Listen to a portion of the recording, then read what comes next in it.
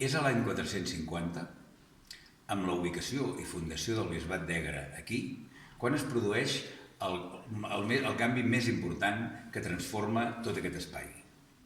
Per una banda, es construeix la gran catedral de 3 naus de Santa Maria.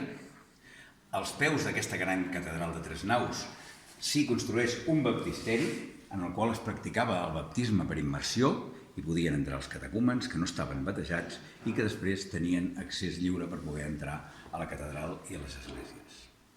D'aquesta gran catedral de 3 naus en tenim uns testimonis a través d'unes pilastres que dividien cada un d'aquests espais, però el que també tenim d'important, per una banda, és la capçalera, que queda molt lluny d'aquí. Era una catedral molt gran, o sigui, comparat amb l'església actual de Santa Maria, era un espai grandiós i s'il·luminava a través d'uns finestrals, dels quals en podem veure encara un parell es conserven en aquest espai del que avui dia és el baptisteri, com serien aquests espais